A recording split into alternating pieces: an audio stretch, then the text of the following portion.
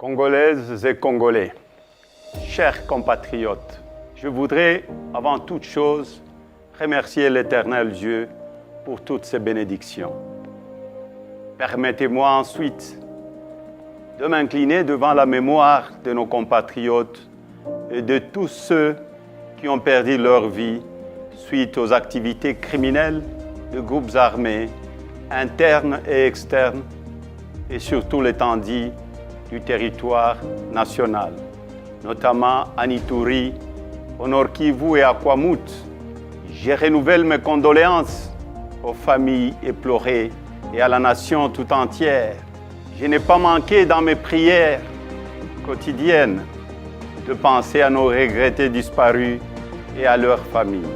Aucun de Congolais, ni toute autre personne vivant dans notre pays ne devrait payer de sa vie du fait de l'incapacité des autorités établies à protéger les citoyens et leurs biens. Chers compatriotes, la vie de nos concitoyens ne peut être sacrifiée sur l'autel des intérêts égoïstes. C'est ici pour moi l'occasion d'honorer la mémoire des victimes de la barbarie et des injustices, parmi lesquelles notre regretté frère et camarade de Rez Mémoire, Chérimain Okende, dont le corps est toujours gardé depuis bientôt 4 mois entre les mains de la justice, sans aucune explication, prolongeant ainsi une douleur inacceptable ressentie par sa famille et ses proches. Mes pensées vont également à tous nos compatriotes qui croupissent injustement en prison pour des raisons purement politiques. Chers compatriotes, s'agissant du processus électoral en cours, le pays le plus peuplé d'Afrique centrale, la République démocratique du Congo, ira aux urnes le 20 décembre prochain pour élire son 6e président, ainsi que le représentant du peuple à plusieurs niveaux. Ce processus se déroule dans un contexte de conflit armé persistant dans la partie est du pays et suscite également beaucoup d'inquiétudes sur plusieurs plans. Malgré les faiblesses observées et plusieurs fois dénoncées, je tiens à saluer l'attitude de la CENI et la Cour constitutionnelle pour le traitement équitable des candidatures à l'élection présidentielle.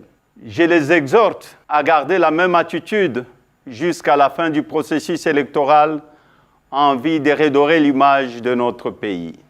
Chers compatriotes, le temps est arrivé de mettre un terme à l'insécurité et aux tueries surtout dans la partie est de notre République, de répartir équitablement les richesses du pays et de dissiper la misère de la population, de mettre fin à la gabegie financière, au détournement, à la corruption et au tribalisme, de couper court à l'instrumentalisation de la justice, de doter la République d'une administration efficace, d'une armée républicaine, professionnelle et dissuasive et d'une police au service des citoyens, de restaurer l'autorité de l'État, d'améliorer les conditions socio-économiques des Congolais. Je suis convaincu que notre détermination de sortir de ces conditions de vie qui se dégradent continuellement va conforter notre énergie, notre sens de responsabilité et notre maturité pour mettre fin à la gouvernance chaotique qui nous est imposée. Bref, il est temps de rendre la dignité aux Congolaises et aux Congolais. Le beau temps est arrivé. Il est à notre portée. Mon combat est l'instauration de la démocratie et d'un état de droit où il fera bon vivre. S'inspirant de certains enseignements de nos illustres disparus, je citais Joseph Kasavubu, le président Joseph Désiré Mobutu, le président Laurent Désiré Kabila et le premier ministre Patrice Emery Lumumba.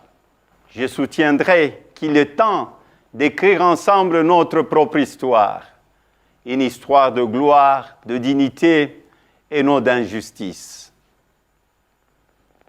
Ils nous ont appris notamment à privilégier l'intégrité et l'honnêteté, l'unité, la concorde et la cohésion nationale, la dignité du peuple congolais, l'autoprise en charge du peuple et le combat pour la liberté.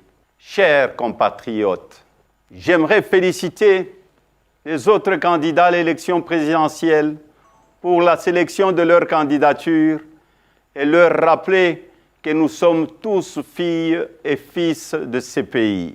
Nous ne sommes pas des ennemis, mais simplement des adversaires politiques. Les élections ne peuvent et ne doivent pas être à la base des divisions, mais plutôt à la confirmation de notre maturité politique en tant que filles et fils d'une même nation. J'en appelle donc à la cohésion et à l'unité nationale, si chèrement acquises et qui sont mises à mal par des antivaleurs, notamment le tribalisme et le népotisme.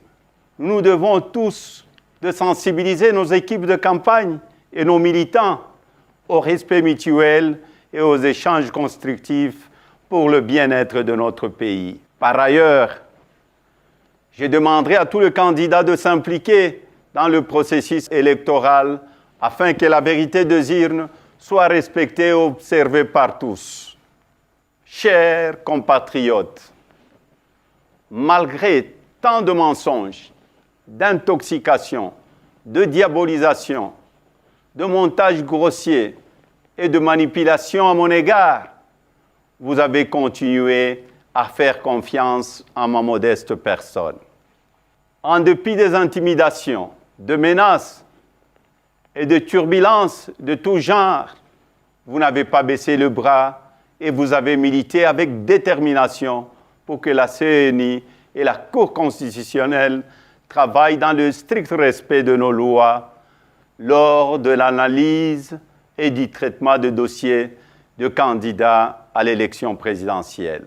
Je vous en remercie et vous exhorte à rester vigilants jusqu'à la publication de résultats qui seront la consécration de notre victoire tant attendue. Je tiens également à remercier la communauté internationale pour son appui et son accompagnement dans ce processus dont tous les Congolais attendent une issue heureuse et respectueuse de leur volonté pour un climat post-électoral apaisé.